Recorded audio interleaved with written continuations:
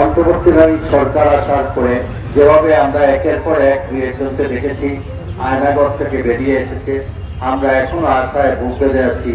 আমাদের এই সিলেটের কৃষি সন্তান, আমার বন্ধু এম ইলিয়াস আলী, জুনেদ এবং দিনার, আনসার আলী সহ তাদেরকে আমাদের মধ্যে এরই মধ্যে আমরা ফিরিয়ে পাবো। কিন্তু এখন পর্যন্ত তাদের কোনো অনুসন্ধান আমরা পাচ্ছি না।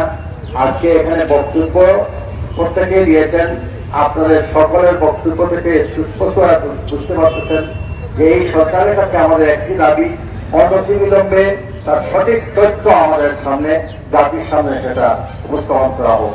এরকম তো হওয়ার কথা ছিল না। একটা গণতান্ত্রিক দেশ বাংলাদেশ, যেটাকে নিয়ে গর্ব করার কথা ছিল, কিন্তু সেই গর্ব করা আমাদের মনে হচ্ছে না।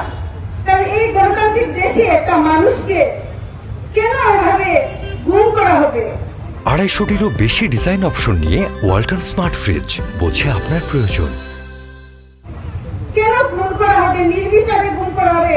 সারা বাংলাদেশ থেকে 650-র উপরে মানুষকে গুম করা হয়েছে এই ফ্যাসিস্ট হাসিনা সরকার তার ক্ষমতা এবং তার মতামতকে টিকিয়ে রাখার জন্য। আমাদের দাবি, আজকে দাবি নিয়ে নতুন করে আসি নাই। দীর্ঘ 12টি বছর থেকে প্রত্যেক মাসে বিভিন্ন ভাবে আমরা আমাদের সিলেটের সব ব্যক্তিদেরকে চিহ্নিত করার জন্য একটি উচ্চ পর্যায়ে বিচার বিভাগীয় কমিশন গঠন করেছে। আমরা অন্তর্বর্তীকালীন সেই সরকারের এই সিদ্ধান্তকে আমরা বিএনপির পক্ষ থেকে আমরা স্বাগত জানাই। আমরা চাই এই গুমকৃত পরিবারের প্রত্যেকটি পরিবার তাদের সেই আপনজনের জন্য অপেক্ষা করছে।